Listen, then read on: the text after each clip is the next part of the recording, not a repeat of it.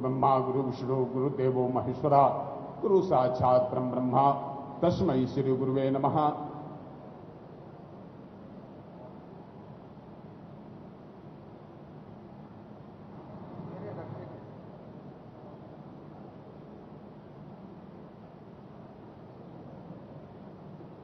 ग्यारहवें अंतर्राष्ट्रीय योग शिविर के इस अवसर पर महायोगी गुरु गोरक्षनाथ योग संस्थान, गोरखपुर आयुष विभाग एवं प्रशासन, गोरखपुर प्रशासन की तरफ से परम पूज्य महाराज जी का स्वागत, अभिनंदन, वंदन। मंच पर मंचासीन हमारे उत्तर प्रदेश के जल शक्ति मंत्री माननीय स्वतंत्र देव सिंह जी, गोरखपुर के महापौर दिव्या श्रीवास्तव जी, मैं अंतर्राष्ट्रीय योग दिवस के इस अवसर पर आप सभी का स्वागत, अभिनंदन करता हूं। इस अंतर्राष्ट्रीय योग दिवस पर साप्ताहिक योग शिविर जो 15 जून से लेकर के 21 जून तक, जो 1981 में गोरक्षपीठ के तत्कालिक पीठाधीश्वर ने अपनी एक सोच रखी, जो निरंतर आज गतिमान है। यहाँ के योग के द्वारा, योग प्रशिक्षण के द्वारा जो लोग योग का प्रशिक्षण प्राप्त करते हैं, जन कल्याण में यहाँ से अपने गांव में, अपने दूर दराज में जाकर के योग के द्वारा सभी को जोड़ने का जो उद्देश्य है इस योग शिविर का, वह आज पूरा होता नजर आ रहा है। निश्चित यह वट वृक्ष के तरफ जा रहा है। आप सभी से अनुरोध है, आप सभी लोग आसन ग्रहण कर लें। इस अवसर पर मैं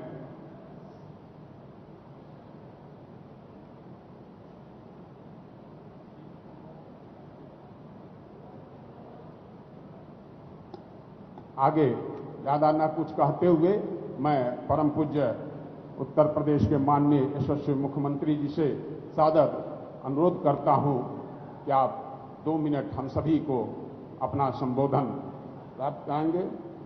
परम पूज्य महाराज जी।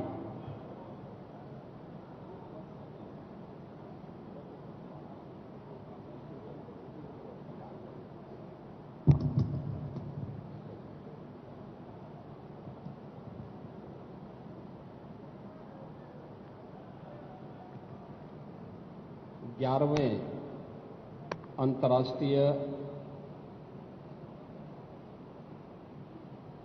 योग दिवस के अवसर पर आज के इस विशिष्ट कार्यक्रम में गोरखपुर में मेरे साथ उपस्थित उत्तर प्रदेश सरकार के जल शक्ति मंत्री श्री स्वतंत्र देव सिंह जी, गोरखपुर के लोकप्रिय सांसद श्री रवि किशन जी, गोरखपुर के महापौर डॉक्टर मंगलेश श्रीवास्तव जी, कालीबाड़ी के श्री महंत रविंद्र दास जी महाराज, सभी मान्य जनप्रतिनिधिगण,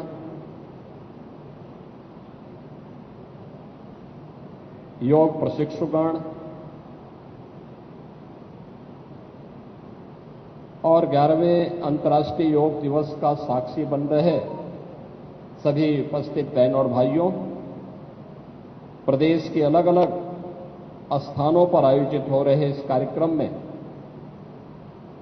जिसमें लखनऊ में प्रदेश की माननीय राज्यपाल महोदय, अलग अलग जनपदों में प्रदेश सरकार के मंत्रीगण, वरिष्ठ जनप्रतिनिधिगण, ये सभी इस कार्यक्रम का हिस्सा बन रहे हैं। और आंध्र प्रदेश के विशाखापट्टनम में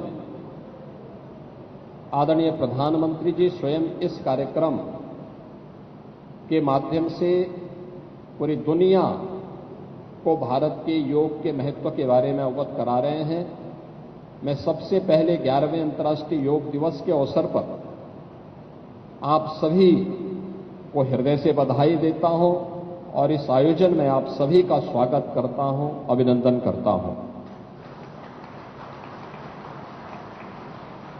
योग भारत की ऋषि परंपरा का एक ऐसा हम सब के लिए मंत्र है जो स्वस्थ काया के साथ साथ हमको एक स्वस्थ मस्तिष्क भी उपलब्ध करवाता है।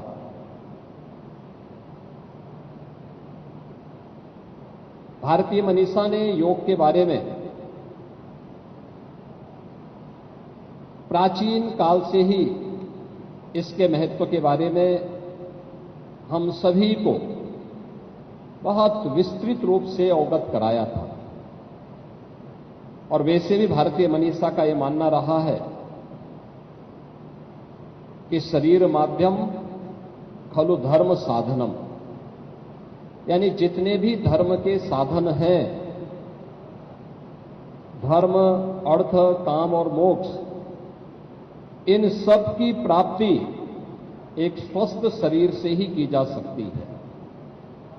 धर्म का कोई भी कार्य हो, वह आध्यात्मिक उन्नयन का हो या फिर अपने सर्वांगीण विकास से जुड़े हुए किसी कार्यक्रम को आगे बढ़ाने का, सांसारिक उत्कर्ष का कार्य हो या आध्यात्मिक उन्नयन का कार्य, इस स्वस्थ शरीर के बगैर नहीं हो सकता।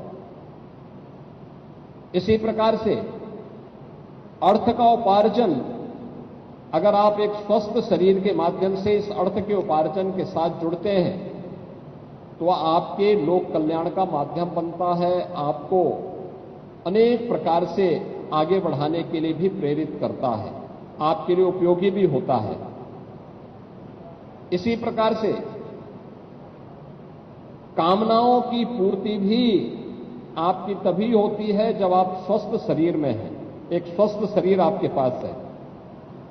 और मुक्ति के मार्ग के लिए, यानी व्यक्ति को एक स्वस्थ शरीर से ही आध्यात्मिक उन्नयन के उच्च सोपानों को प्राप्त कर सकता है, जिसके माध्यम से हमारी ऋषि परंपरा ने हम सबके सामने एक विस्तृत भंडार प्रस्तुत किया है।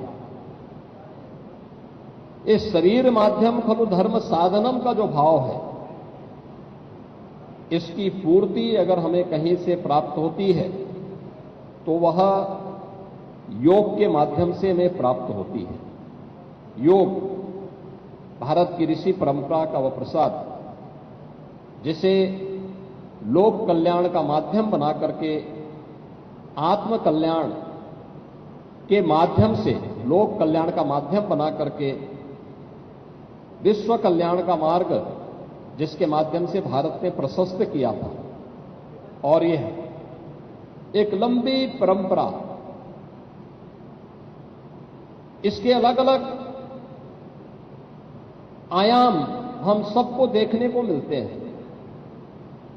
और जब भी भारत की दुनिया में तुलना होती है तो वह केवल आर्थिक उन्नयन के लिए नहीं, आर्थिक उन्नयन उसका एक पक्ष है, लेकिन साथ साथ चेतना के उच्च आयाम के माध्यम से भारतीय मनीषा ने दुनिया को जिन स्थितियों से अवगत कराने का कार्य किया था, उन स्थितियों, उन चेतना के उच्च आयामों के माध्यम से व्यक्तित्व के विकास के साथ साथ ब्रह्मांड के उन रहस्यों के उद्घाटन करने में जो आज भी विश्व मानवता के लिए दुर्लभ जैसा है, लेकिन भारत के धर्म ग्रंथों में वह सब कुछ पहले से समाहित करके एक विरासत के रूप में हम सबको हमारी ऋषि परंपरा ने उन्हें वेदों के माध्यम से, उपनिषदों के माध्यम से, पुराणों के माध्यम से, तमाम स्मृतियों के माध्यम से, शास्त्रों के माध्यम से हम सबके सामने प्रस्तुत किया है।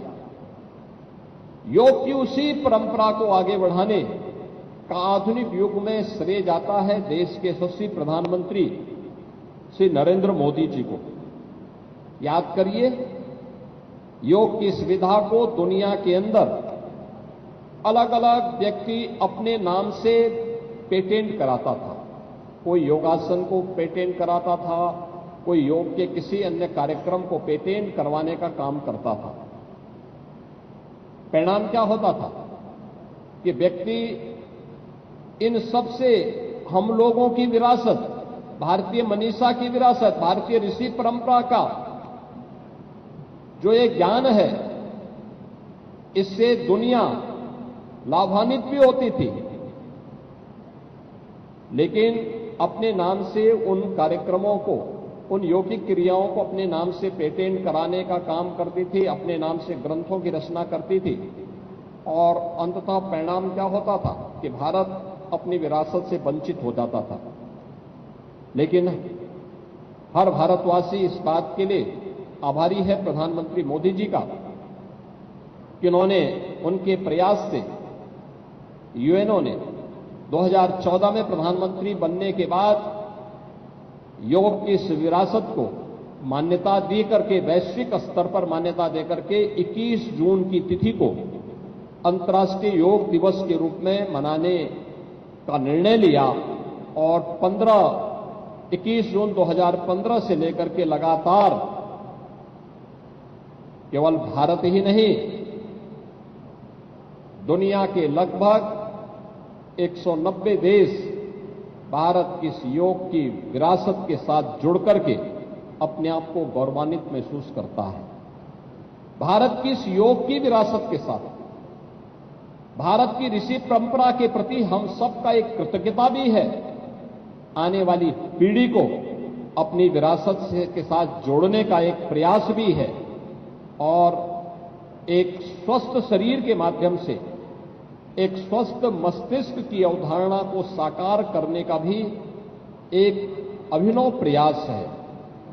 क्योंकि भारतीय मनीषा तो इस बात को कहती है कि न तस्य रोगो न जरा न मृत्यु प्राप्तस्य योगाग्नि मयम शरीरम, यानी जिसके पास योगाग्नि से तपा हुआ शरीर प्राप्त हुआ है, योगमय शरीर प्राप्त हुआ है, उस व्यक्ति के लिए जरा यानी बुढ़ापा, मृत्यु, ये सभी उससे कोसों दूर भागते हैं।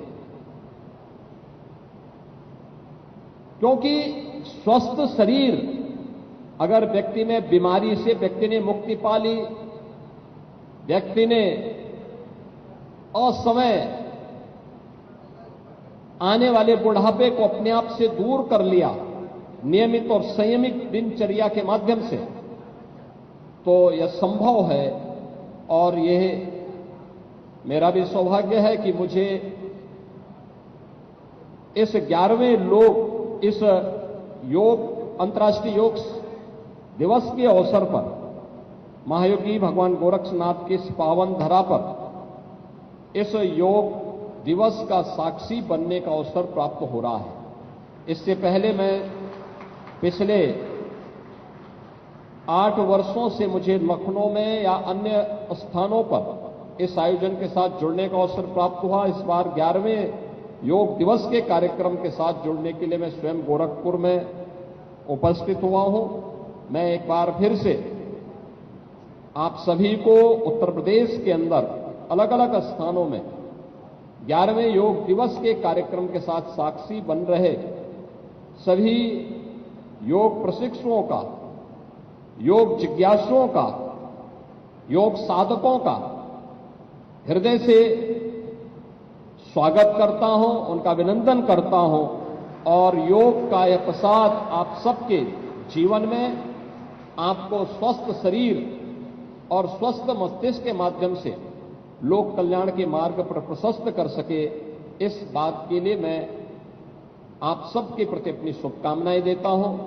हम समाज और राष्ट्र के कल्याण के मार्ग को प्रशस्त कर सकें, इस विश्वास के साथ 11वें अंतर्राष्ट्रीय योग दिवस के अवसर पर आप सभी के प्रति मैं अपनी मंगलमय शुभकामनाएं देता हूं। धन्यवाद। जय हिंद।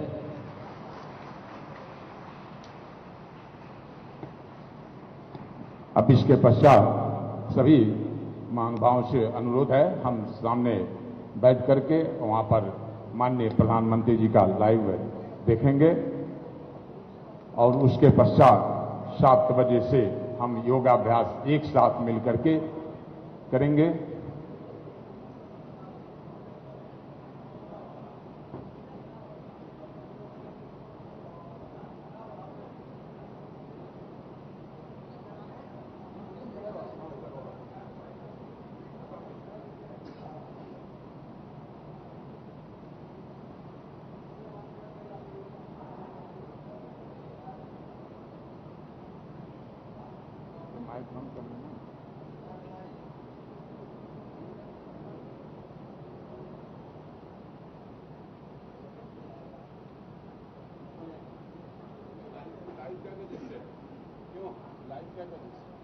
लाइव क्या वजह से आएगा इसका दिखाना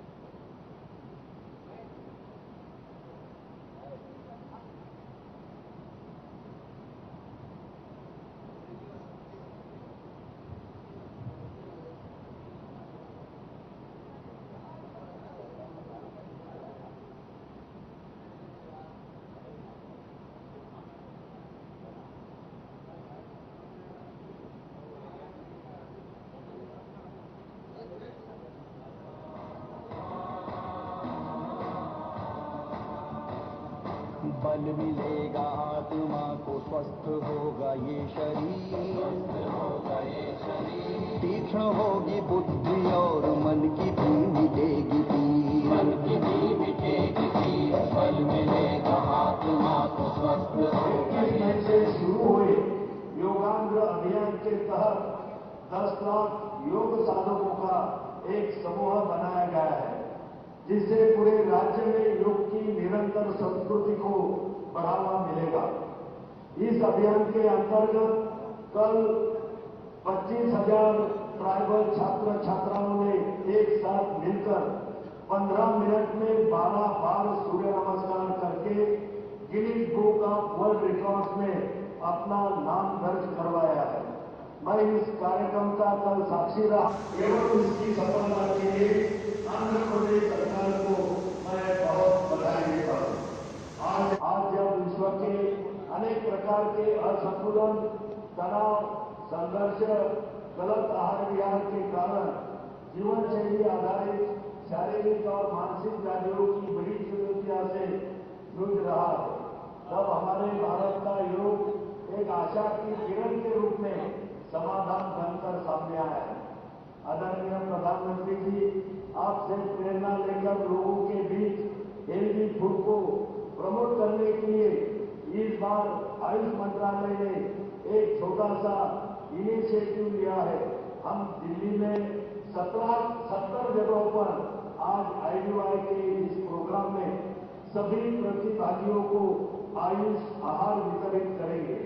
यह आयुष आहार मोरिंगा के खाद्य पदार्थों पर आधारित है एवं लोगों के लिए एक हेल्दी एवं टेस्टी फूड के विकल्प के रूप में उभरेगा।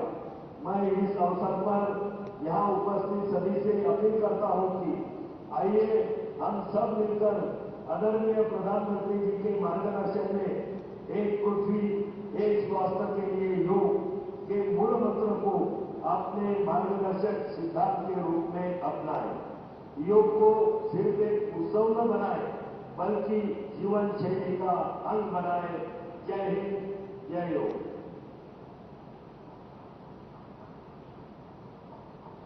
ధన్యవాదాలు సార్.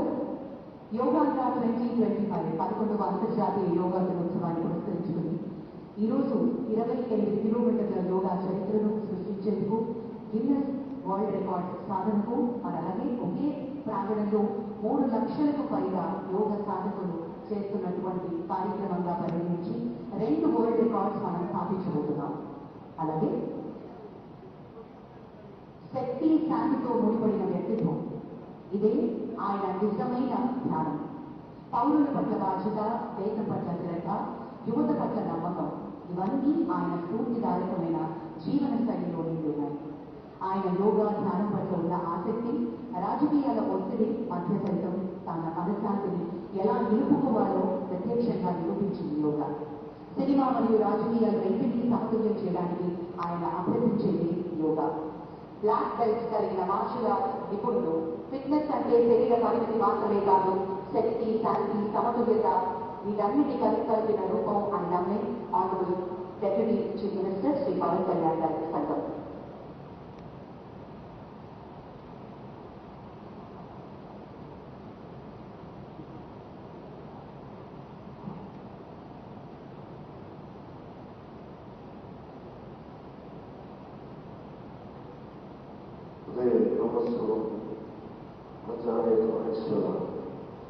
సాయంకాలం స్వయం విష్ణు త్రయామూర్తి దివాకర.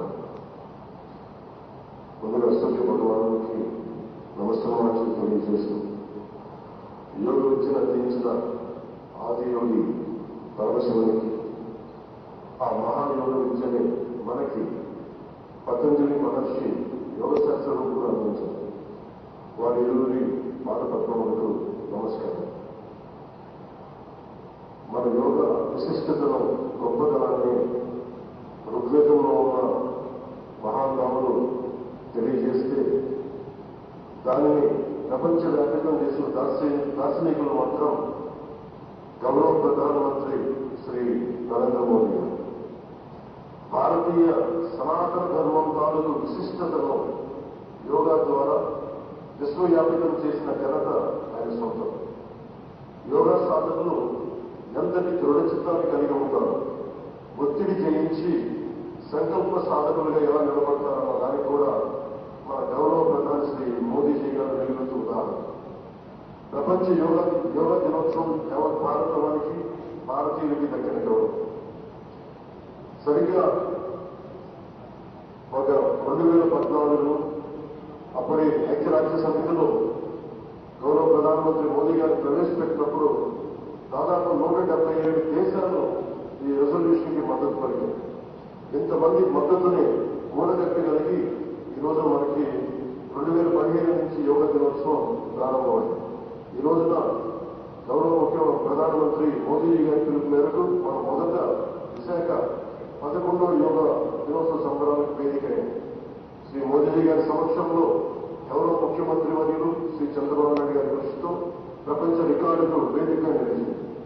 విశ్వనరులు మోదీజీ గారి పిలుపు మేరకు యోగా ఒక భూమిగా వన్ ఎర్త్ వన్ హెల్త్ ఈ ఆరోగ్యం థీమ్ ని ఈ వేదిక నుంచి ప్రతి ఒక్కరూ ముందుకు తీసుకెళ్లాలని మనస్ఫూర్తిగా కోరుకుంటూ, ఇక్కడ ఆసీనులైన మీ అందరికీ ఇక్కడికి వచ్చేసిన ప్రతి ఒక్కరికి కూడా పేరు పేరున నా హృదయపూర్వక వందనాలు, నమస్కారాలు. అలాగే గౌరవనీయులైన గవర్నర్ గారి శ్రీ అబ్దుల్ నజీర్ జీ గారికి, గౌరవ ముఖ్యమంత్రి శ్రీ నారా చంద్రబాబు నాయుడు గారికి, civil aviation minister Kinjarapu Rammohan Naidu గారికి, అలాగే మనకి Ayush minister of state independent charge Shri Prataprao Jadhav గారికి, అలాగే వేదిక పైన ఉన్న ప్రతి ఒక్కరికి, గౌరవ కేంద్ర మంత్రివర్యులకి, రాష్ట్ర మంత్రివర్యులకి, ప్రతి ఒక్కరికి పేరు పేరున ధన్యవాదాలు తెలియజేసుకుంటూ సెలవు తీసుకున్నాను. జయ భారత్, జయ హింద్.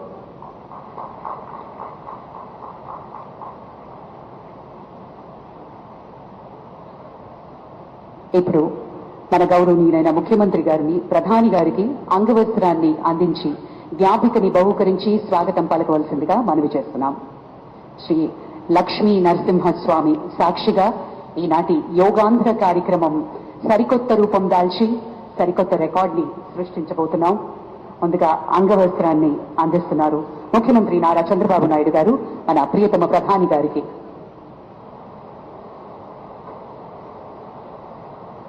ప్రత్యేకించి కలంకారీ నేత, మన మూల విరాట్ అయినటువంటి విశాఖపట్నానికి చెందిన లక్ష్మీ నరసింహస్వామి జ్ఞాపికను బహుకరిస్తున్నారు. ఈ శుభ సందర్భాన అలాగే మన ముఖ్యమంత్రి గారు యోగా ప్రాముఖ్యతను ఎప్పుడూ ప్రోత్సహిస్తూనే వచ్చారు. మందుల మీద ఆధారం తగ్గించేందుకు, మానసిక స్పష్టత పెంచేందుకు, సమాజాన్ని కలిపేందుకు యోగా ఎంతో ముఖ్యం అని నిరూపించారు. గౌరవనీయులు ఆంధ్రప్రదేశ్ ముఖ్యమంత్రి వర్యులు శ్రీ నారా చంద్రబాబు నాయుడు గారి అమూల్య సందేశం.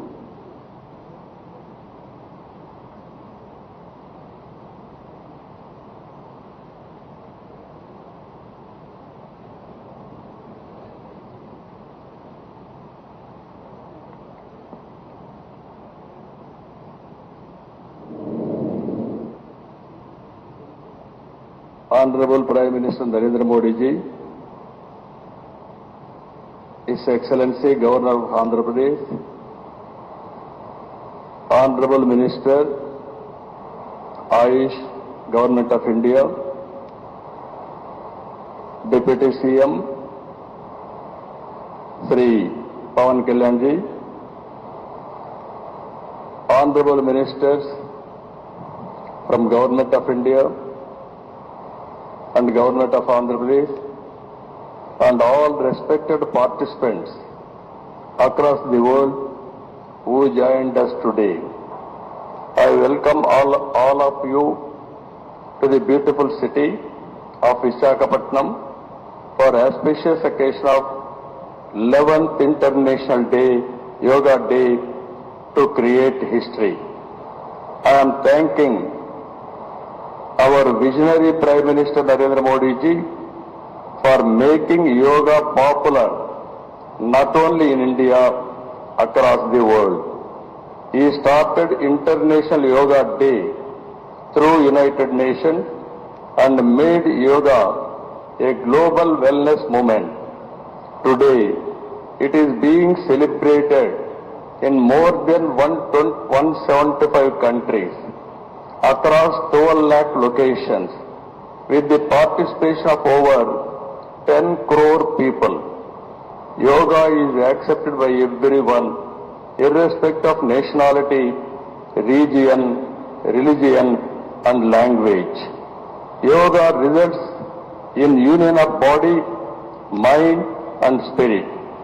It is beneficial for physical health, mental health, stress management, boost immunity, enhanced self-confidence, self-discovery, growth, mindfulness, inner peace, and holistic well-being. This results in reduced violence and promotion of peace. Technology, including AI, has made yoga more inclusive and accessible.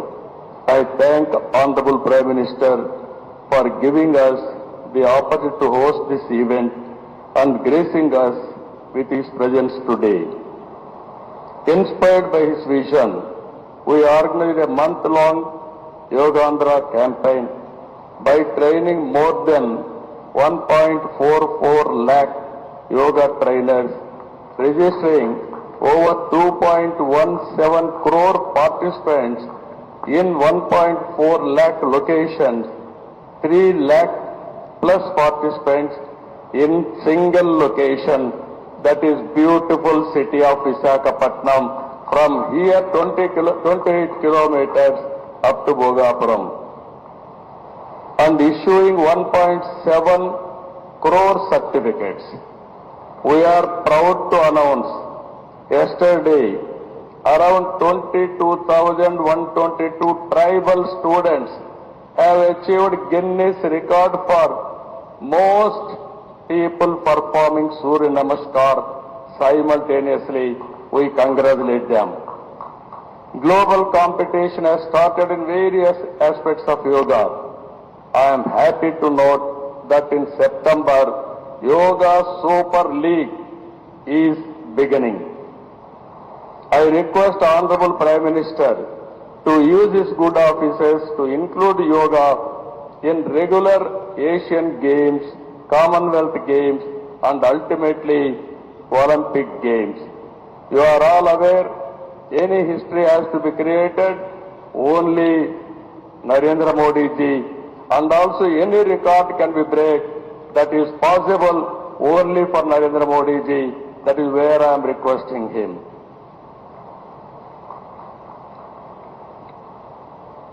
As a result of Honorable Prime Minister's vision and promotion of yoga for the last 10 years, yoga has now achieved a mass momentum. We must make sure that yoga should be a part of our lives. Therefore, I am appealing to the people to take 1 hour daily for yourself to do yoga.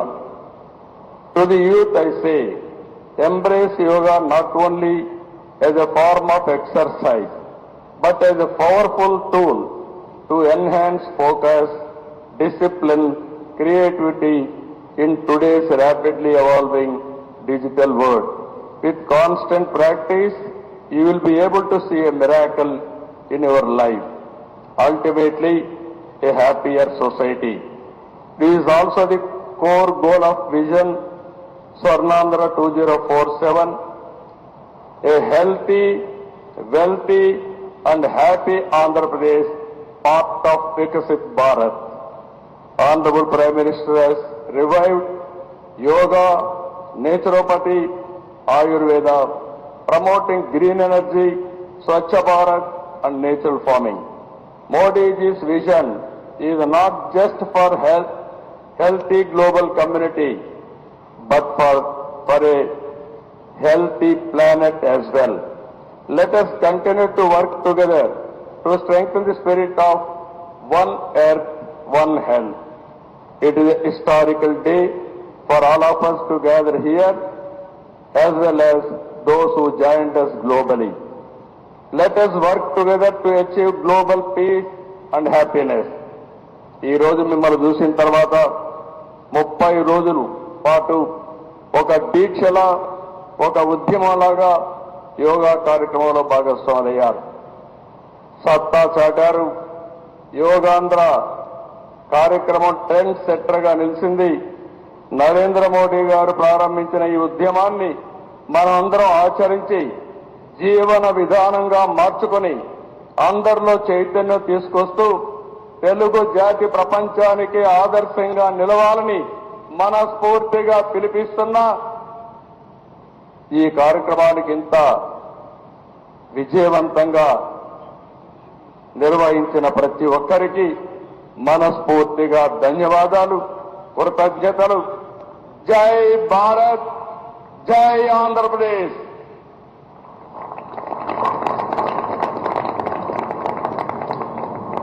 జై Andhra Pradesh. Thank you sir, thank you very much. ఈ సందర్భంగా మనం ఒకటి ఇక్కడ మాట్లాడుకోవాలి. మన ఊహ తెలిసినంత వరకు గౌరవనీయులైన ప్రధానమంత్రి గారు కానీ, మన ముఖ్యమంత్రి శ్రీ నారా చంద్రబాబు నాయుడు గారు కానీ అనారోగ్యం అని ఎప్పుడూ వినలేదు. దీనికి కారణం ఖచ్చితంగా యోగా అని చెప్పుకోవాలి. వాళ్ళిద్దరూ 24 గంటలు కేవలం పడుకునేది 4-5 గంటలు మాత్రమే.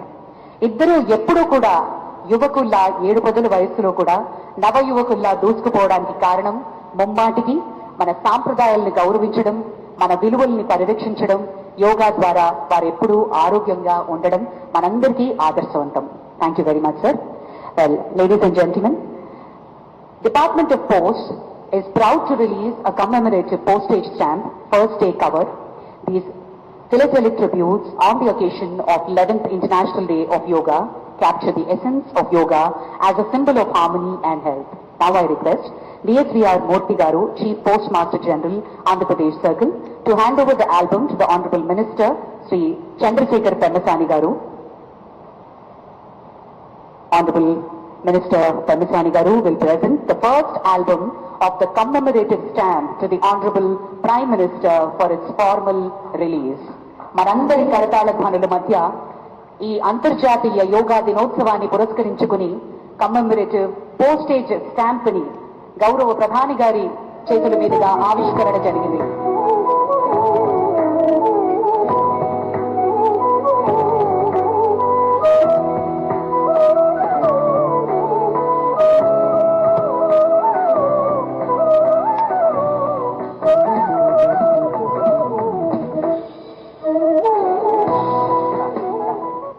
Thank you, sir. Thank you very much. विश्व मंच पर भारत की अमूल्य पहचान है और विश्व मंच पर भारत की आत्मा को पहचाने वाले योग दूत का हम स्वागत करें। आज अंतर्राष्ट्रीय योग दिवस के इस पावन अवसर पर हम गर्व से स्वागत कर रहे हैं उस नेता का जिनकी सोच ने योगा को केवल भारत ही सीमित नहीं किया बल्कि विश्व भर में स्थापित संतुलन और शांति का प्रतीक बना दिया। 2014 में संयुक्त राष्ट्र में उनके प्रस्ताव से लेकर आज करोड़ों लोगों तक योग की अभ्यास जगाने तक माननीय प्रधानमंत्री श्री नरेंद्र मोदी जी योग को भारत की सांस्कृतिक शक्ति के रूप में स्थापित किया है। अभी हम अनुरोध करते हैं हमारे माननीय प्रधानमंत्री नरेंद्र मोदी जी इस अंतर्राष्ट्रीय योग दिवस के पावन अवसर पर अपनी अमूल्य संदेश प्रस्तुत किए। उनके जीवन में योग केवल अभ्यास नहीं, एक आदर्श है।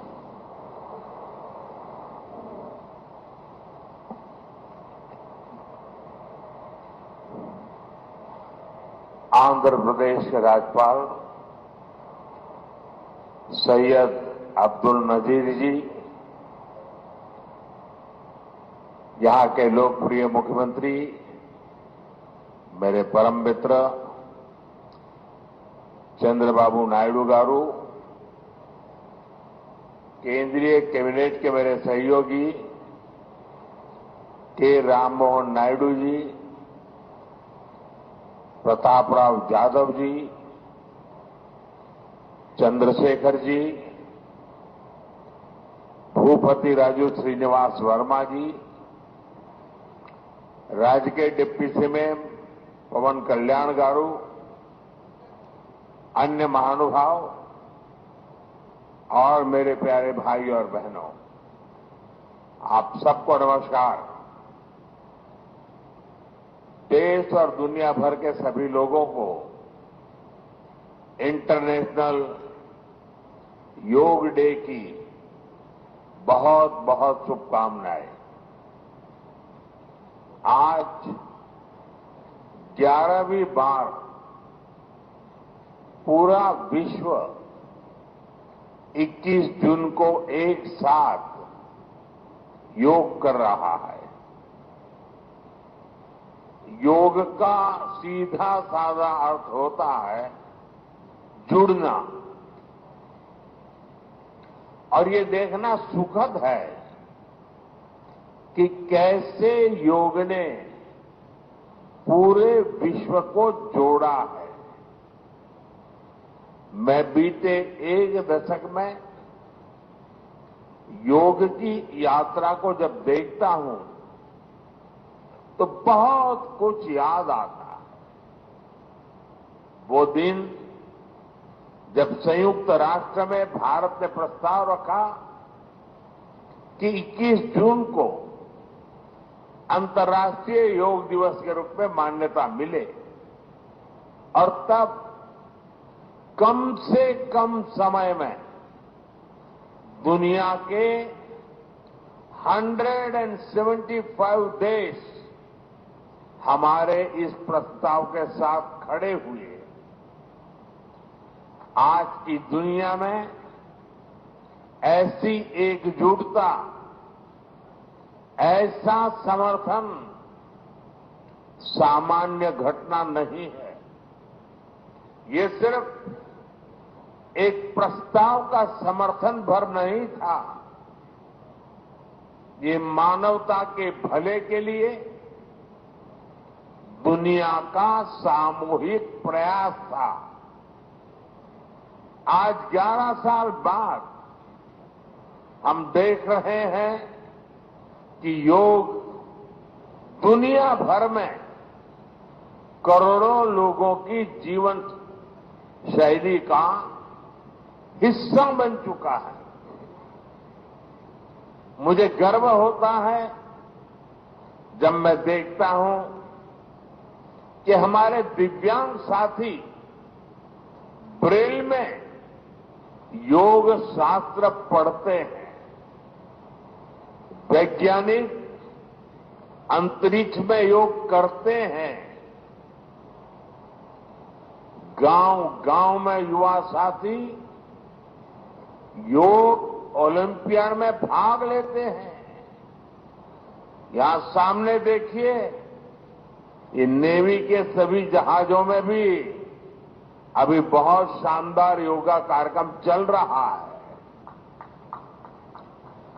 चाहे सीढ़ी ओपेरा हाउस की सीढ़ियां हो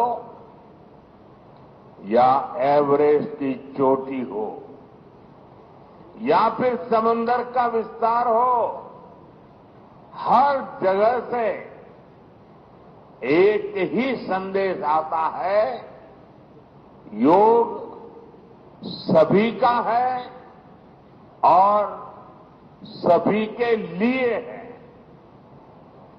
योग is for everyone, beyond boundaries, beyond background, beyond age और एबिलिटी। इसको बंद, इसकी आवाज आ रही है।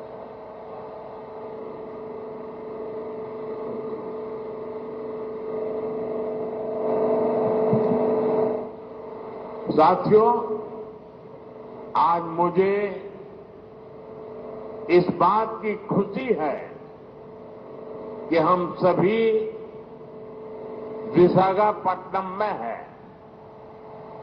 ये शहर प्रकृति और प्रगति दोनों की संगम स्थली है। यहां के लोगों ने इतना अच्छा आयोजन किया है। मैं चंद्रबाबू नायडू गारू और पवन कल्याण गारू को बधाई देता हूं।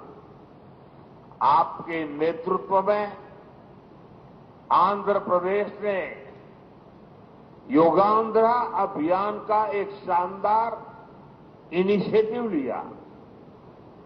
मैं विशेष तौर पर नारा लोकेश गारू के प्रयासों की भी विशेष प्रशंसा करना चाहता हूं। योग का सोशल सेलिब्रेशन कैसे होना चाहिए, समाज के हर वर्ग को कैसे जोड़ना चाहिए, ये उन्होंने बीते 1-1.5 महीने के इस योगांध्र अभियान में करके दिखाया। और इसके लिए भाई लोकेश अनेक अनेक बधाई के पात्र है।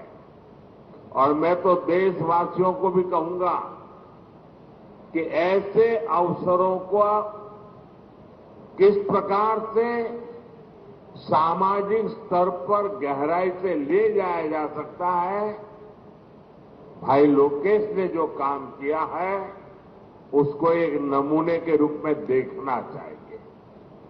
साथियों, मुझे बताया गया है कि योगांध्र अभियान से 2 करोड़ से ज्यादा लोग जुड़े हैं। पब्लिक पार्टिसिपेशन की यही वो स्पिरिट है जो विकसित भारत का मुख्य आधार है। जब जनता खुद आगे बढ़कर किसी मुहिम को थाम लेती है, किसी लक्ष्य को ओन कर लेती है, तो उस लक्ष्य की प्राप्ति से हमें कोई रोक नहीं पाता। जनता जनार्दन की ये सदा इच्छा और आपके प्रयास यहां इस आयोजन में हर तरफ नजर आ रहे हैं। Friends, the theme of this years international day of yoga is yoga for one earth one health. This theme reflects a deep truth. The health of every entity on earth is interconnected. Human well-being depends on the health of the soil that grows our food, on the rivers that gives us water, on the health of the animals that share our ecosystems, on the plant that nourish us. Yoga awakens us to this interconnectedness. Yoga leads us on a journey towards oneness with the world. It teaches us that we are not isolated individuals, but part of nature. Initially, we learn to take good care of our own health and wellness. Gradually, our care and concern extends to our environment, society, and planet. Yoga is a great personal discipline. At the same time, it is a system that takes us from me to we. साथियों, मी to we का ये भाव ही भारत की आत्मा का सार है। जब व्यक्ति अपने हित से ऊपर उठकर समाज की सोचता है, तभी पूरी मानवता का हित होता। भारत की संस्कृति हमें सिखाती है सर्वे भवन्तु सुखिनः, यानी सभी का कल्याण ही मेरा कर्तव्य है। मैं से हम की ये यात्रा ही सेवा, समर्पण और सह अस्तित्व का आधार है। यही सोच सामाजिक समरसता को बढ़ावा देती। साथियों, दुर्भाग्य से आज पूरी दुनिया किसी न किसी तनाव से गुजर रही है। कितने ही क्षेत्रों में अशांति और अस्थिरता बढ़ रही है। ऐसे में योग से हमें शांति की दिशा मिलती है। Yoga is the pause button that humanity needs to breathe, to balance, to become whole again. मैं विश्व समुदाय से आज के इस महत्वपूर्ण अवसर पर एक आग्रह करूंगा। Let this yoga day mark the beginning of yoga for humanity 2.0, where inner peace becomes global policy, जहां योग सिर्फ पर्सनल प्रैक्टिस न रहे, बल्कि ग्लोबल पार्टनरशिप का माध्यम बने, जहां हर देश, हर समाज योग को जीवन शैली और लोक नीति का हिस्सा बनाए, जहां हम मिलकर एक शांत, संतुलित और सस्टेनेबल विश्व को गति दे, जहां योग विश्व को टकराव से सहयोग और तनाव से समाधान की ओर ले जाए। साथियों, विश्व में योग के प्रसार के लिए भारत योग की साइंस को आधुनिक रिसर्च से और अधिक सशक्त कर रहा है। देश के बड़े बड़े मेडिकल संस्थान योग पर रिसर्च में जुटे हैं। योग की वैज्ञानिकता को आधुनिक चिकित्सा पद्धति में स्थान मिले, ये हमारा प्रयास है। हम देश के मेडिकल और रिसर्च इंस्टीट्यूशंस में योगा के क्षेत्र में एविडेंस बेस्ड थेरेपी को भी प्रोत्साहित कर रहे हैं। इस दिशा में दिल्ली के एम्स ने भी बहुत अच्छा काम करके दिखाया है। एम्स की रिसर्च में सामने आया है कि योग की कार्डियक और न्यूरोलॉजी डिसऑर्डर्स के उपचार और विमेन हेल्थ और मेंटल वेलबीइंग में अहम भूमिका है। साथियों, नेशनल आयुष मिशन के जरिए भी योग और वेलनेस के मंत्र को आगे बढ़ाया जा रहा है। डिजिटल टेक्नोलॉजी ने भी इसमें बड़ी भूमिका निभाई है। योगा पोर्टल और योगांध्र पोर्टल के जरिए देश भर में 10 लाख से अधिक इवेंट का रजिस्ट्रेशन हुआ है। आज देश के कोने कोने में इतनी सारी जगहों पर आयोजन हो रहे हैं। ये भी दिखाता है कि योग का दायरा कितना ज्यादा बढ़ रहा है। साथियों, हम सभी जानते हैं आज हील इन इंडिया का मंत्र भी दुनिया में काफी पॉपुलर हो रहा है। भारत दुनिया के लिए हीलिंग का बेस्ट डेस्टिनेशन बन रहा है। योग की इसमें भी बड़ी भूमिका है।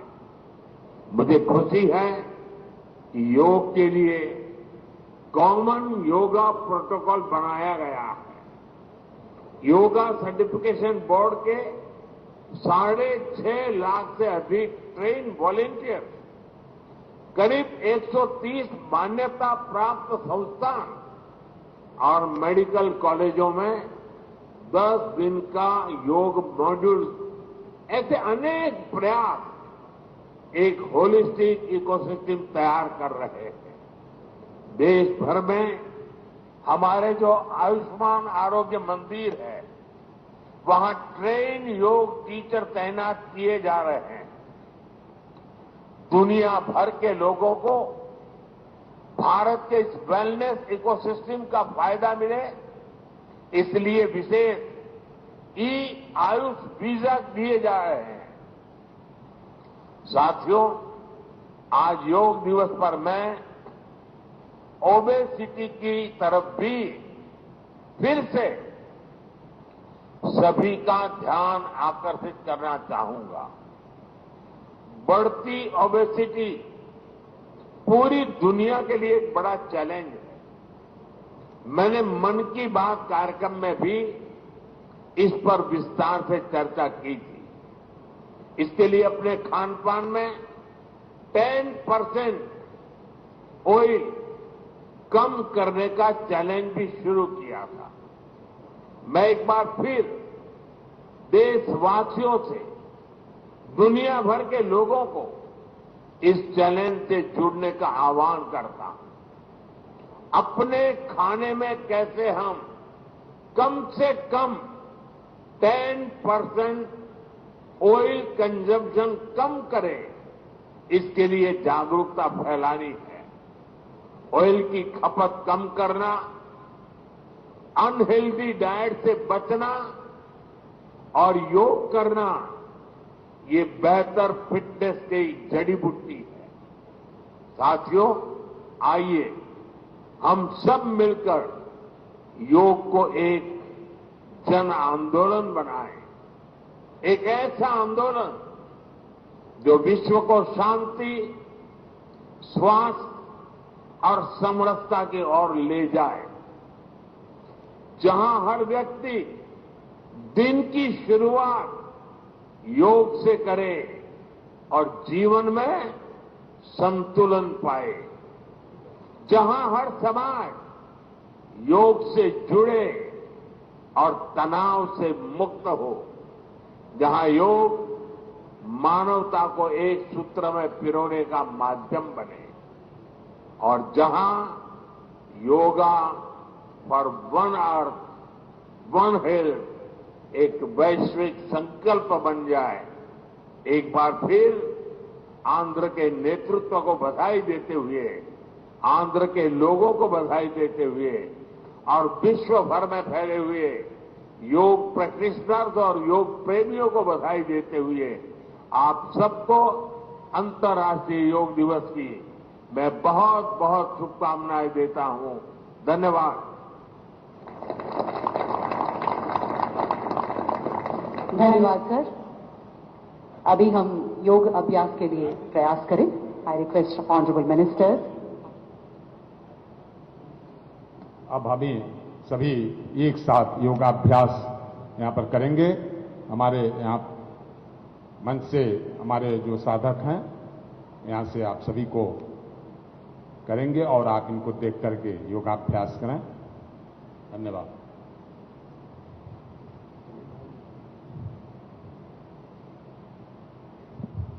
हरिओम। सर्वप्रथम सुखासन में बैठ जाएंगे। दोनों हाथ की हथेलियों को आपस में जोड़ेंगे। प्रार्थना के लिए तैयार होंगे। हम बोलेंगे, उसके बाद आप लोग दोहराएंगे। ओम संगच्छध्वम संवदध्वम सम्मो मनासि जानताम देवाभागम यथा पूर्वे संजानाना उपासते संजानाना उपासते। ओम शांति। दोनों हथेली को आपस में रगड़ेंगे। हथेली थोड़ी गर्म हो जाए तो अपने आंखों पे और चेहरे पे रखते हुए धीरे धीरे हथेली को नीचे लाएंगे और अपने स्थान पे खड़े हो जाएंगे सम स्थिति में।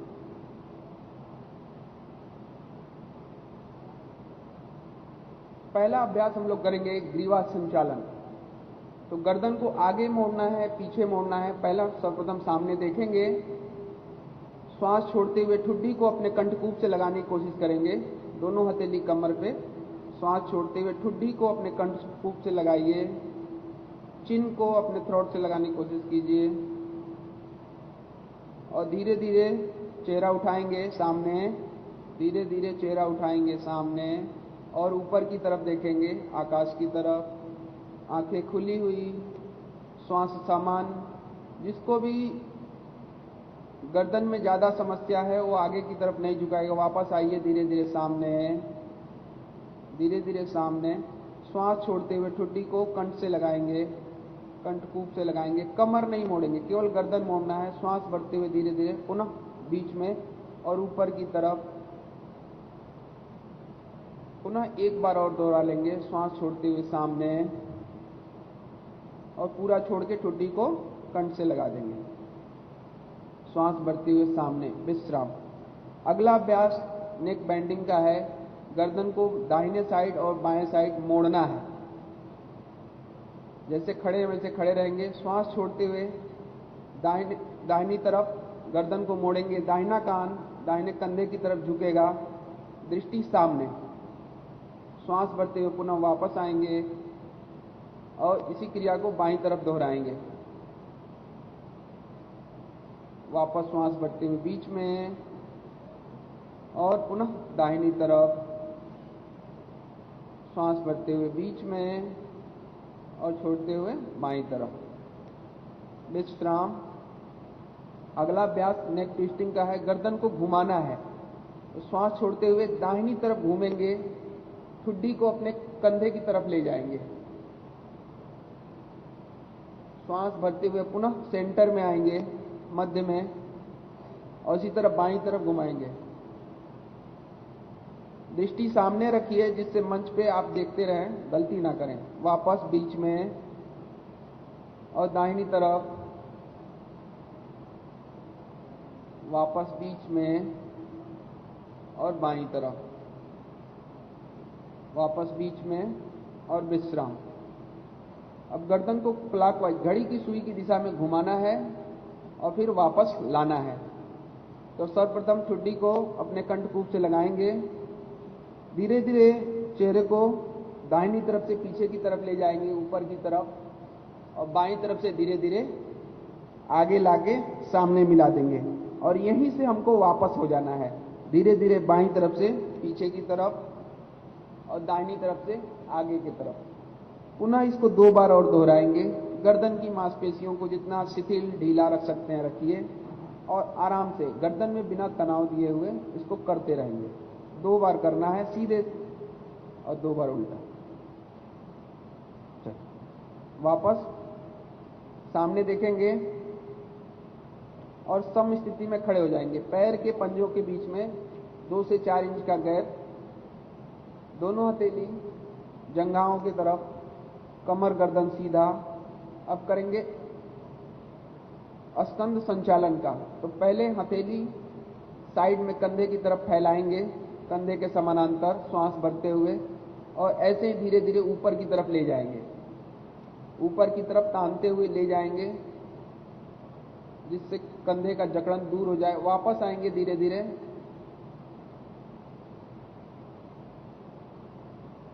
नीचे लाइए धीरे धीरे। एक बार और दोहरा लेंगे। गर्दन को तनाव मुक्त करेंगे, कंधों को तनाव मुक्त करेंगे, श्वास भरते हुए धीरे धीरे जितना ऊपर उठा सकते हैं। हथेली को मिलाना नहीं है, वापस मध्य में लाइए अपने कंधे के बराबर और हथेली पलट दीजिए। हथेली पलट के उंगलियों को अपने कंधे पर रखेंगे। स्कंद संचालन। सामने केवनी मिला लेंगे, श्वास भरते हुए केवनी को, दोनों केवनी को ऊपर की तरफ उठाएंगे। गर्दन धीरे धीरे पीछे ले जाइए और पुनः नीचे और सामने। 2 बार और दोहराइए। श्वास सामान्य, कंधे ढीले, जितना हो सकता है शरीर को शिथिल रखिए। इसी तरह पुनः उल्टा, नीचे से पीछे की तरफ और ऊपर से आगे की तरफ मिला देंगे। नीचे से पीछे, ऊपर से आगे, दृष्टि सामने, श्वास सामान्य, विश्राम। सम स्थिति में आ जाएंगे। अगला अभ्यास है कटी चक्रासन का। तो पैरों के बीच में 6 से 4 इंच का गैप बना लेंगे। दोनों पैर के पंजे एक दूसरे के समानांतर, धीरे से दोनों हथेली को उठाएंगे, सामने की तरफ खोल देंगे, हथेली आमने सामने। श्वास छोड़ते हुए दाहिनी तरफ घूमेंगे। बाएं हाथ की हथेली दाहिने कंधे पे, दाहिनी हथेली पीछे की तरफ, बाएं हाथ की हथेली दाहिने कंधे पर रख लेंगे और पुनः वापस आएंगे। इसी क्रिया को दूसरी तरफ दोहराइए। कटी चक्रासन। अब दाहिनी हथेली को बाएं कंधे पर रखिए, वापस आएंगे श्वास भरते हुए। एक बार और दोहरा लेंगे, दाहिनी तरफ और एक बार बाईं तरफ। इससे आपके कमर का कड़ापन दूर होगा,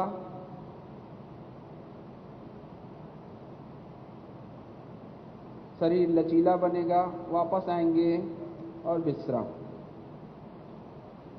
अगला अभ्यास हमको उत्कट आसन का करना है, चेयर पोस्चर का। तो सर्वप्रथम अपने पैर की स्थिति को देख लीजिए। पैर का पंजा समानांतर होना चाहिए।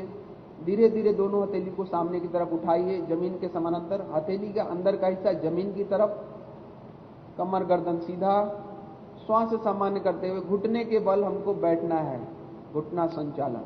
और धीरे धीरे चेयर पे जैसे बैठते हैं, दृष्टि सामने, श्वास सामान्य, और पुनः वापस आइए, सीधा होइए धीरे धीरे। जिसको भी घुटने में ज्यादा तकलीफ रहती है वो इस अभ्यास को बहुत आराम से करे। वापस पुनः बैठेंगे, श्वास सामान्य रखेंगे, वापस आ जाएंगे धीरे धीरे और विश्राम। अगला अभ्यास हम लोग करेंगे ताड़ासन का। दोनों हथेली पुनः सामने लाएंगे, हाथों की उंगलियों को आपस में जोड़ेंगे, लॉक करेंगे, हथेली पलट देंगे बाहर की तरफ। श्वास भरते हुए धीरे धीरे अपनी भुजा को कान के बराबर तक ले जाएंगे और जितना हथेली को ऊपर की तरफ खींच सकते हैं खींचेंगे और अंतिम में अपने एड़ी को उठा लेंगे। जिसको चक्कर आने की समस्या हो अपना एड़ी नहीं उठाएगा और पैर की उंगलियों पे बैलेंस बनाने की कोशिश कीजिए, संतुलन बनाने की कोशिश कीजिए। धीरे से एड़ी को नीचे रखिए, हथेली को अपने सर के ऊपर, पुनः श्वास भरते हुए एक बार और दोहराएंगे, हथेली को ऊपर की तरफ खींचेंगे और अंतिम में जब शरीर पूरा खींच जाए तो एड़ी उठा के सामने दृष्टि टिका के श्वास पर केंद्रित होंगे। धीरे से एड़ी को नीचे रखिए, हथेली सामने, वापस सम स्थिति में आ जाइए, विश्राम। अगला अभ्यास है वृक्षासन। तो वृक्षासन जिसको चक्कर आता हो वह ना करेगा, वह सामान्य तरीके से देखता रहेगा। तो सर्वप्रथम दाहिने पैर की एड़ी को मोड़ के अपने जंघा मूल से लगा लेंगे, श्रोणी प्रदेश पर पेल्विक एरिया की तरफ अपनी एड़ी को टिकाएंगे। दोनों हथेली को कंधों की तरफ जमीन के समानांतर फैलाएंगे और हथेली को पलटेंगे। यहीं से हथेली पलट लेंगे। श्वास भरते हुए दोनों हथेली से नमस्कार मुद्रा में खड़े रहेंगे। श्वास समान, दृष्टि सामने। यह मन को एकाग्रता, शरीर को एकाग्रता प्रदान करेगा। धीरे धीरे वापस आएंगे।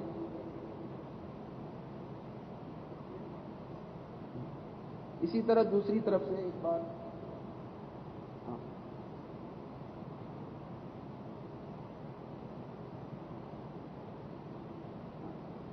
धीरे धीरे आराम से दोनों हाथों को ऊपर की तरफ जोड़ लेंगे। श्वास सामान्य रखेंगे, दृष्टि सामने। अच्छा, ठीक ठीक ठीक। विश्राम, वापस आ जाएंगे। पुनः दोनों हथेली को सामान्य रखेंगे। शरीर को एक बार चेक कर लीजिए। पैर के पंजे समानांतर होने चाहिए, सम स्थिति में है कि नहीं, कंधे ढीले हैं कि नहीं। अगला अभ्यास हम लोग हस्त पादासन का करेंगे। तो दोनों हथेली सामने की तरफ से धीरे धीरे उठाएंगे ऊपर की तरफ। श्वास, जिसको भी कमर की दिक्कत हो धीरे धीरे हाथ उठाते जाइए। जिसको भी कमर की दिक्कत हो वो आगे की तरफ नहीं झुकेगा, सामने देखता रहेगा। श्वास छोड़ते हुए कमर से पहले 45 अंश के कोण पे आइए, फिर 90 अंश पे, और धीरे धीरे दोनों हथेली को अपने पैर के पंजों की तरफ ले जाइए। अगर आपका उंगली पैर को पंजों को स्पर्श कर सकता है तो करने दीजिए। अपनी दृष्टि से घुटनों को देखिए, श्वास समान रखिए। धीरे धीरे पहले दोनों हाथों को उठाएंगे और गर्दन वापस ऊपर की तरफ हाथ को खींचेंगे। सीधा, कमर को नहीं मोड़ना है, ऊपर की तरफ खींचना है। पुनः वापस आइए, श्वास छोड़ते हुए हस्त पादासन एक बार और दोहरा लेंगे। कमर से मोड़िए, श्वास छोड़ते हुए उंगलियों को अपने पैर के पंजे की तरफ ले जाइए। अब धीरे से अपने दोनों हाथों को उठाइए। उसके बाद कमर और हाथ पुनः सम स्थिति में आ जाएंगे। श्वास सामान्य, पैर के पंजे उसी तरह रहेंगे। अगला अभ्यास है अर्धचक्रासन। उंगलियों को अपने नितंब की तरफ लगा लेंगे, हाथ की उंगलियों को, अंगूठा कमर पे। श्वास भरते हुए धीरे धीरे गर्दन को पीछे मोड़ेंगे, कंधों को पीछे। श्वास सामान्य करके उसी स्थिति में आकाश को देखते हुए रुकेंगे। यह सर्वाइकल के लिए, कमर के दर्द के लिए सर्वोत्तम आसन है। और वापस धीरे धीरे वापस आएंगे। पहले गर्दन को सीधा कीजिए, कमर को सीधा कीजिए और सामने देखिए। सर को झुकाना नहीं है, श्वास समान। वापस सम स्थिति में आ जाएंगे। अगला अभ्यास है त्रिकोण आसन का। तो दोनों पैरों के बीच में 2 से 2.5 फीट का गैप बनाएंगे। जिसको भी साइड में झुकने में दिक्कत होता है वो इस अभ्यास को करने से बचे। कमर में जिसको ज्यादा पेन रहता है वो इस अभ्यास को करने से बचे।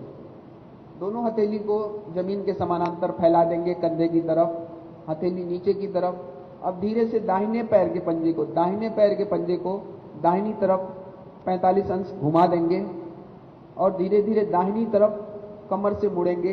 दाहिने हाथ की हथेली दाहिने टखनों के पीछे, गुल्फ के पीछे, एंकल के पीछे पाम को लगाएंगे और धीरे से चेहरा ऊपर की तरफ, जो हाथ ऊपर की तरफ है उधर देखेंगे।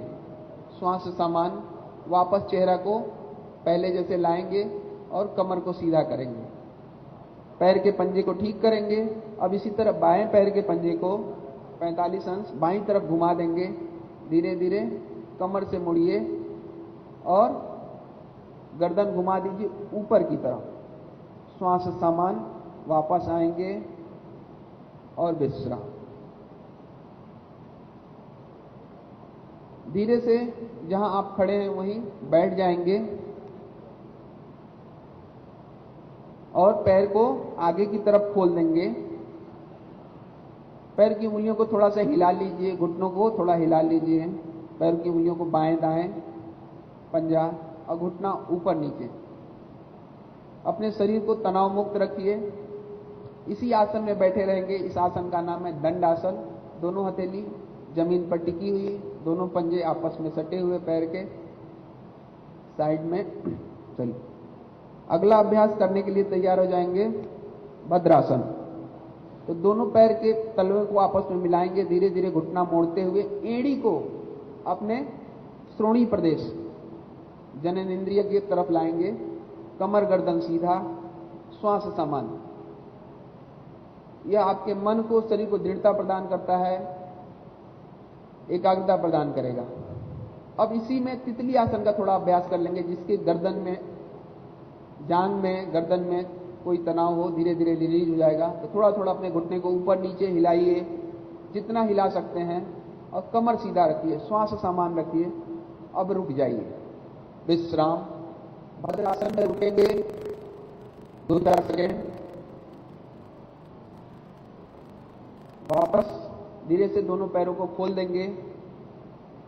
अगला अभ्यास है वज्रासन। तो जिसको भी घुटने में दिक्कत है, टखने में दिक्कत है, गठिया की प्रॉब्लम है, अर्थराइटिस की प्रॉब्लम है, वह इस अभ्यास को करने से बचेगा।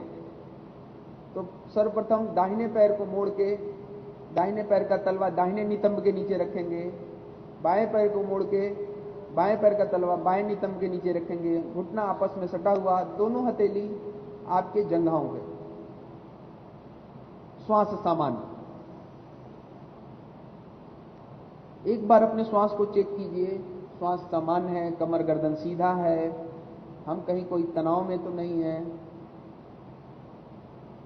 अगला अभ्यास करेंगे अर्ध उष्टासन का। तो धीरे से घुटनों के बल खड़े हो जाएंगे इसी आसन में। घुटने के बीच में थोड़ा सा 4 से 5 इंच का गैप रहेगा। अर्ध चक्रासन की तरह दोनों अपने हथेली को अपने नितंब पे रखिए, अंगूठा कमर में लगा के रखेंगे और धीरे धीरे गर्दन को पीछे मोड़ेंगे, सीना ऊपर की तरफ खोल देंगे। श्वास सामान्य करके रुकने का प्रयत्न कीजिए और धीरे धीरे गर्दन को पुनः सम स्थिति में लाइए और धीरे से वज्रासन में आ जाइए, विश्राम। अगला अभ्यास है शशकासन। तो सर्वप्रथम घुटनों को बीच से खोल देंगे, पैर का अंगूठा सटा हुआ रहेगा, जितना घुटना फैला सकते हैं फैलाएंगे। धीरे धीरे दोनों हथेली को सामने से ऊपर की तरफ उठाएंगे, कान के बराबर में भुजा को ऊपर जितना खींच सकते हैं हथेली को खींचेंगे। वापस दोनों हथेली को घुटनों के बीच में ला के रखेंगे नीचे की तरफ और धीरे धीरे हथेली को आगे सरकाते जाएंगे, जैसे आपकी कलाई पकड़ के कोई खींच रहा हो। बिना नितंब उठाए अपने माथे को, अपने ठुड्डी को जमीन से लगाने की कोशिश करेंगे, श्वास समान। यह सर्वोत्तम आसन है हाई बीपी का, कब्ज का, मधुमेह का। धीरे धीरे अपने गर्दन को उठाएंगे, हाथ को पीछे लाएंगे, वापस दोनों हथेली को अपने जंघा पर रख देंगे। अगला अभ्यास है उत्तान मंडूकासन। घुटना खोल के रखेंगे, दोनों हथेली पुनः आकाश की तरफ उठाएंगे, दाहिनी हाथ की हथेली को बाएं कंधे पर रखेंगे, बाएं हाथ की हथेली को दाहिने कंधे पर, कमर गर्दन सीधा, जैसे चेयर का सहारा लेके बैठते हैं वैसे इस आसन में बैठिए। ये उत्तान मंडूकासन है। इससे आपके फेफड़ों में ऑक्सीजन का संचार शुद्ध रूप से होता है, प्राण वायु बढ़ेगा, पहले से ज्यादा आप स्वस्थ महसूस करेंगे, बिना कोई दबाव के एकदम सजग होते हुए। वापस धीरे धीरे दोनों हथेलियों को ऊपर की तरफ खोलेंगे, पुनः दोनों हथेली को अपने जांघ पे लाएंगे और धीरे से दोनों पैरों को खोल देंगे। दंड आसन में आ जाएंगे, पुनः दोनों पैर सामने की तरफ। एक बार पुनः अपने पैर के पंजों को हिला लीजिए, घुटनों को हिलाइए। अगर कहीं कोई तनाव रह गया है तो उसको निकालिए, विश्राम। अगला अभ्यास है वक्रासन का। तो सर्वप्रथम हम दाहिने पैर के पंजे को मोड़ेंगे, दाहिने पैर का टखना बाएं पैर के घुटने से टिकेगा, दाहिने हाथ की हथेली पीछे की तरफ घुमा देंगे, बाएं हाथ की हथेली को ऊपर की तरफ आकाश में उठाएंगे और केहनी को मोड़ते हुए घुटने की बाहर की तरफ लगा देंगे। अपोजिट हैंड को उठाएंगे, हाँ, केहनी को, वक्रासन। वापस आएंगे धीरे धीरे, वापस आएंगे धीरे धीरे, विश्राम। इसी तरह दूसरे पैर से दाहिने पैर को मोड़िए, बाएं पैर को मोड़िए, बाएं पैर का ठकना दाहिने पैर के घुटने से, घुटना पकड़ लीजिए, एक हाथ से घुटना पकड़ लीजिए, हाँ, वापस रोक के रखेंगे, चेहरा पीछे की तरफ, श्वास सामान, वापस आ जाइए धीरे धीरे और विश्राम। पैर को आगे की तरफ खोल देंगे दंडासन में। अगला अभ्यास है मकर आसन। तो सर्वप्रथम पेट के बल लेट जाएंगे, दाहिने हाथ की हथेली के ऊपर बाएं हाथ की हथेली, उसके ऊपर आपकी ठुड्डी, दोनों पैरों के बीच में 1 से 1.5 फीट का फासला, अंगूठा बाहर की तरफ। हथेली के पृष्ठ भाग पे ठुड्डी रख देंगे, दोनों हथेली एक दूसरे के ऊपर, सामने, दोनों हथेली ठुड्डी के नीचे एक दूसरे के ऊपर। आराम से शरीर को ढीला छोड़ेंगे, रोकेंगे। मकर आसन, जैसे मगरमच्छ सोया रहता है उसी तरह विश्राम करेंगे। रीढ़ की हड्डी को ढीला छोड़ेंगे, कमर को ढीला छोड़ेंगे, श्वास सामान्य। अब धीरे से अगला अभ्यास है भुजंगासन। अब धीरे से दोनों पैर के पंजों को मिला लेंगे, पैर का अंगूठा और एड़ी आपस में मिला हुआ, दोनों हथेली कंधों के नीचे, और धीरे धीरे अपने चेहरे को उठाइए, कंधों को उठाइए, क्यों नहीं पूरा नहीं उठाएंगे, सामने देखेंगे, दृष्टि टिका के रखेंगे और धीरे धीरे पुनः वापस आ जाएंगे जमीन की तरफ। ठुड्डी जमीन से लगाएंगे, धीरे धीरे एड़ी को मिलाइए, पैर के अंगूठे को मिलाइए और पुनः एक बार और अभ्यास कीजिए इसको भुजंगासन। यह आपके कमर को लचीला प्रदान करेगा, हृदय की शक्ति को बढ़ाएगा। वापस आएंगे धीरे धीरे और विश्राम। फिर से मकर आसन में आ जाएंगे। एक हाथ की हथेली के ऊपर दूसरी हाथ की हथेली, साइड में क्योनी, एक हाथ की हथेली के ऊपर दूसरी हाथ की हथेली, पैर के पंजे बाहर की तरफ खुले हुए, श्वास सामान। थोड़ा विश्राम करेंगे, शरीर को ढीला छोड़ दीजिए, अपने ज्वाइंटों पे अपना ध्यान ले जाइए, शरीर पूरा शिथिल है। अगला अभ्यास है शलभ आसन। तो भुजंग आसन की तरह जैसे पैर का एड़ी और अंगूठा सटा हुआ था वैसे सटा लेंगे। दोनों हाथ की हथेली को अपने जंघा मूल की तरफ ले जाएंगे, दोनों हाथ की हथेली को अपने जंघा मूल की तरफ ले जाएंगे और दोनों हाथ की हथेली जंघाओं के नीचे ले जाइए और धीरे धीरे दाहिने पैर को ऐसे उठाइए जैसे कोई आपका पैर पीछे से खींच रहा हो। एक पैर सीधा रहेगा, ज्यादा नहीं उठाना है, घुटने को सीधा रखना है। वापस श्वास छोड़ते हुए पुनः सम स्थिति में आ जाइए। इसी तरह दूसरे पैर से दोहराएंगे। घुटना को सीधा रखिए, श्वास को सामान्य रखिए और वापस आ जाइए। इसी क्रिया को दोनों पैर से दोहराएंगे। तो जो दोनों पैर उठा सकता है वही उठाएगा, जिसको कमर के निचले हिस्से में दर्द रहता है वह नहीं उठाएगा। तो धीरे धीरे दोनों पैरों को उठाइए, श्वास भर के और विश्राम। धीरे से करवट बदल लेंगे, 100 आसन में आ जाएंगे।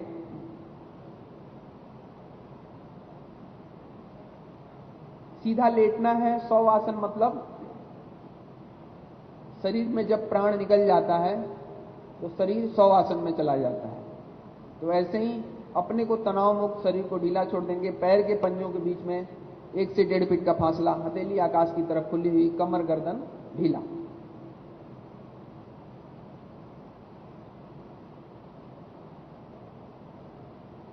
अब पुनः सजग होइए, दोनों पैरों को मिलाइए। अगला अभ्यास है सेतु बंद आसन। दोनों पैरों को मिलाएंगे, दाहिना घुटना मोड़िए, बायां घुटना मोड़िए, एड़ी को अपने नितंब तक लाइए। दाहिने हाथ से दाहिने पैर का टखना, एंकल पकड़ेंगे, बाएं हाथ से बाएं पैर का टखना और धीरे धीरे अपने नितंब को, कमर को धीरे धीरे ऊपर की तरफ उठाएंगे, श्वास भरते हुए। यह सर्वोत्तम आसन है, इस पे भी कमर में दर्द रहता है। और धीरे धीरे वापस आएंगे एकदम सहजता के साथ। एक बार और दोहरा लेंगे, श्वास भरते हुए, कमर को धीरे धीरे उठाइए। अपनी क्षमता से ज्यादा नहीं उठाना है, शरीर पे किसी तरह का कोई तनाव नहीं लाएंगे। वापस आ जाएंगे और विश्राम। दोनों पैरों को खोल दीजिए, दोनों पैर आपस में सटे हुए, हथेली जमीन की तरफ।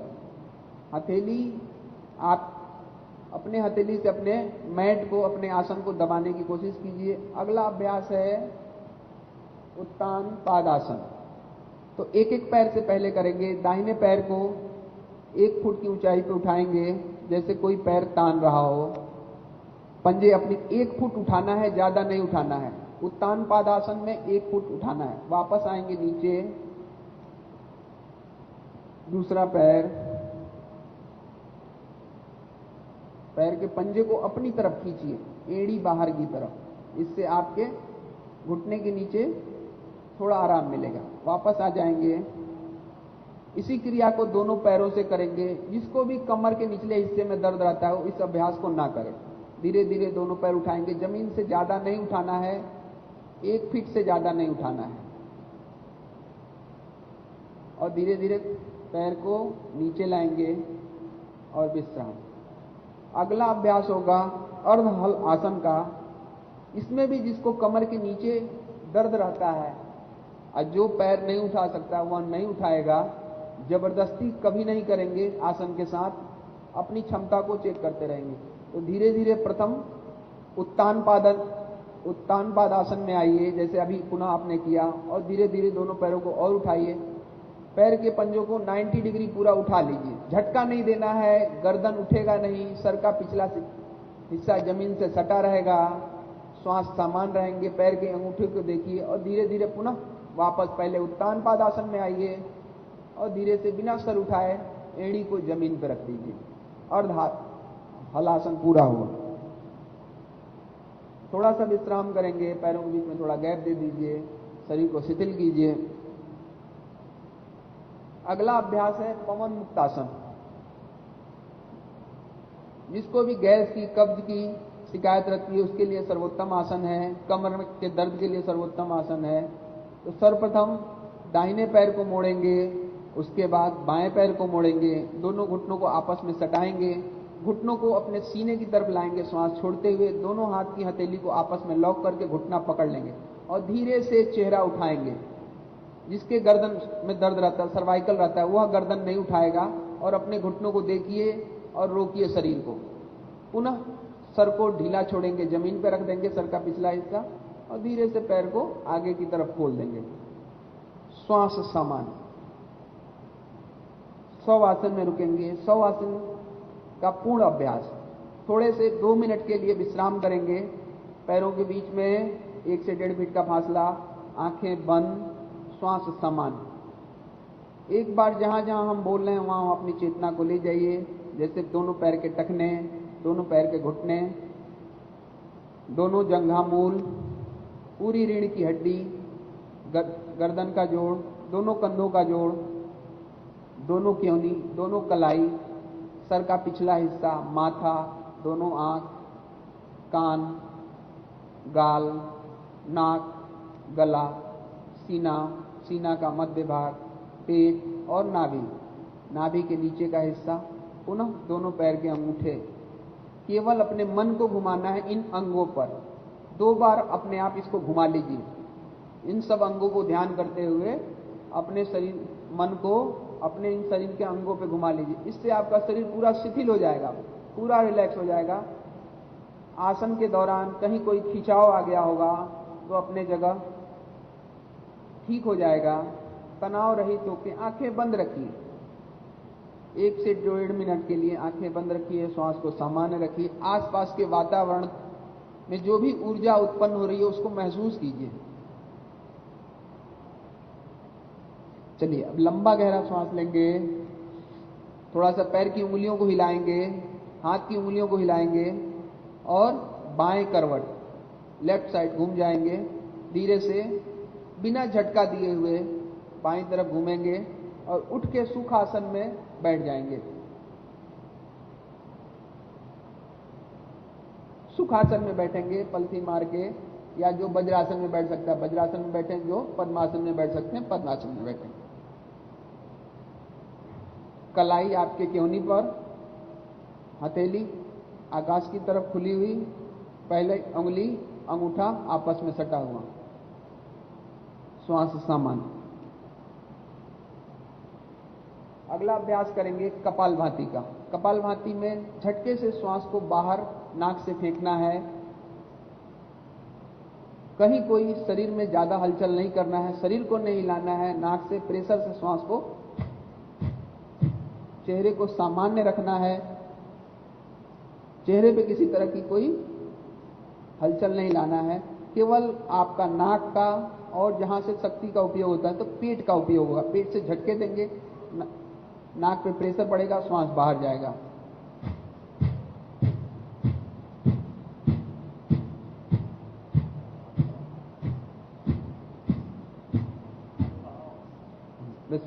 विश्राम, श्वास सामान्य। अगला अभ्यास अनुलोम विलोम, नाड़ी शोधन के लिए तैयार हो जाएंगे। सर्वप्रथम दाहिने हाथ की पहली 2 उंगली को मोड़ लेंगे, अंगूठे के नीचे लगाएंगे। दाहिने हाथ के अंगूठे से ही दाहिनी तरफ नासिका को बंद करेंगे। बाईं तरफ से धीरे धीरे श्वास भरिए और बाएं तरफ से श्वास भर के 1-2 सेकंड के लिए रुकिए, बाएं बंद कीजिए और दाहिने से धीरे धीरे श्वास छोड़िए। धीरे धीरे, जितना धीरे धीरे श्वास छोड़ सकते हैं छोड़ेंगे और 1-2 सेकंड के लिए विश्राम कीजिए। यहीं से दाहिने तरफ से पुनः श्वास भरेंगे। चेहरे पे किसी तरह का कोई तनाव नहीं, शुभ संकल्प लेते हुए श्वास भरिए और 1 सेकंड 2 सेकंड रोकिए, फिर दूसरी तरफ से बाईं तरफ से श्वास छोड़ दीजिए। इसको 2 बार और करेंगे। 1 चक्र पूरा हुआ, 2 चक्र और करेंगे। श्वास को जितना सामान्य तरीके से खींचेंगे उतना लंबा खींचेगा और जितना लंबा श्वास खींचेगा उतना लंबा हमारा जीवन, स्वस्थ शरीर होगा। तो श्वास खींचने में कोई जल्दीबाजी नहीं करना है, छोड़ने में कोई जल्दीबाजी नहीं करना है। श्वास हमें गिनती के मिले हुए हैं। जब 2 चक्र पूरा हो जाए तो दोनों हाथ की कलाई अपने घुटने पर रख लेंगे।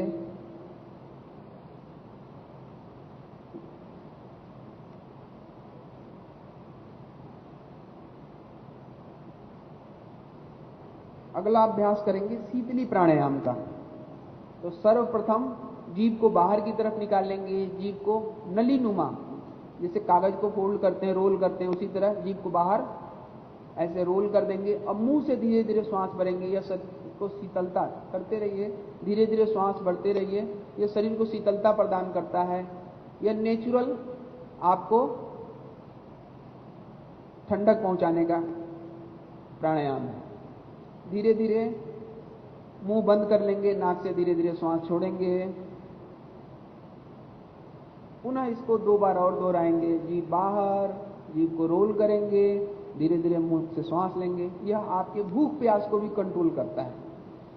श्वास जब भर जाए तो ओठ को बंद कर लेंगे, जीभ को अंदर करेंगे और धीरे से नाक से श्वास बाहर। 1 बार और। ये हाई बीपी, अल्सर के लिए सर्वोत्तम प्राणायाम है। शरीर की गर्मी को शांत करने के लिए सर्वोत्तम प्राणायाम। और विश्राम। अगला अभ्यास भ्रामरी प्राणायाम करेंगे। इसको हमको 3 बार करना है। तो इसके लिए पहले निर्देश सुन लेंगे, उसके बाद अभ्यास करेंगे। सर्वप्रथम अंगूठे से कान के को बंद करते हैं, उंगलियों को अपने आंख पे और भौहों पे रखते हैं। गुंजन करेंगे, हमिंग साउंड करेंगे 3 बार।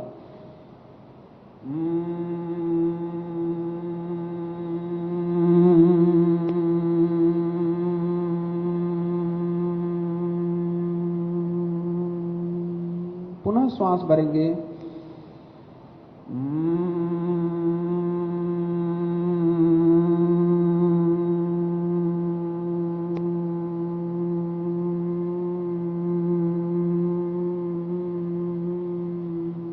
पुनः 1 बार और दोहराएंगे।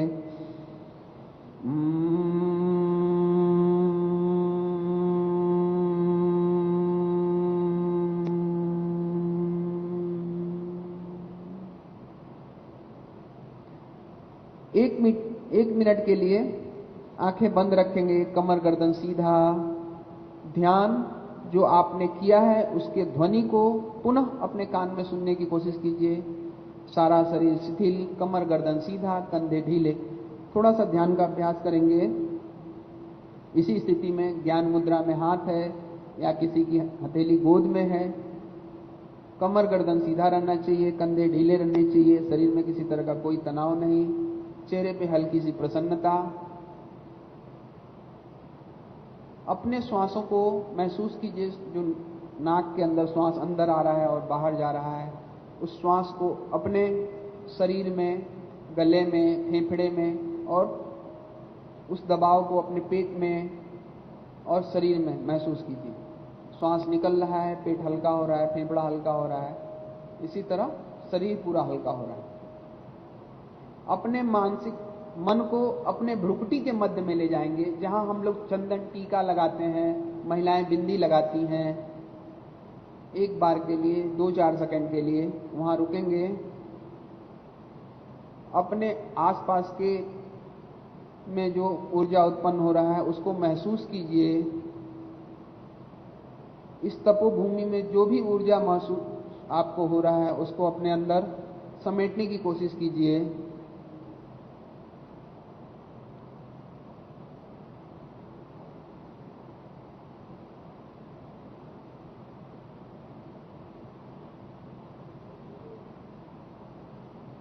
अब लंबा गहरा श्वास लेंगे, बिना आंखें खोले 3 बार ओम का उच्चारण करेंगे।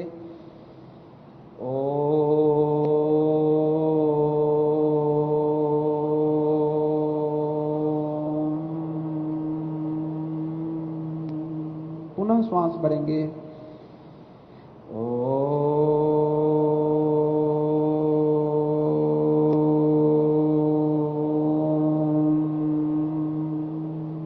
एक बार और।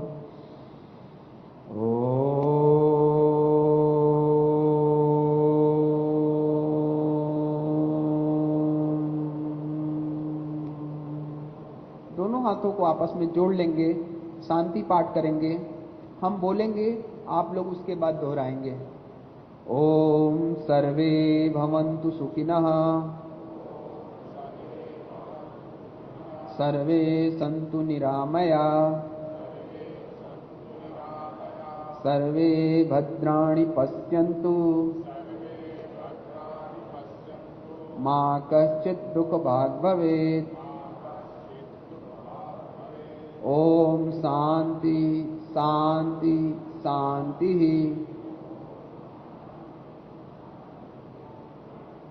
दोनों हथेली को आपस में रगड़ेंगे। हथेली रगड़ने के बाद हथेली को अपने चेहरे पे, आंखों पे रख लेंगे। धीरे से हथेली को नीचे रखेंगे। आज का अभ्यास यही पूर्ण हो रहा है। आचार्य जी आएंगे। बहुत बहुत धन्यवाद आप सभी का। अब सभी अभ्यास जो यहाँ आगंतुक हैं उनके लिए सूक्ष्म जलपान की व्यवस्था बाहर इस सभागार के बाहर है। आप सभी वहां से सूक्ष्म जलपान लेकर के ही अपने गंतव्य स्थान को जाएं। परम पूज्य महाराज जी के साथ जो हमारे यहाँ पर मंत्री और विधायक सांसद गण हैं, जनप्रतिनिधिगण।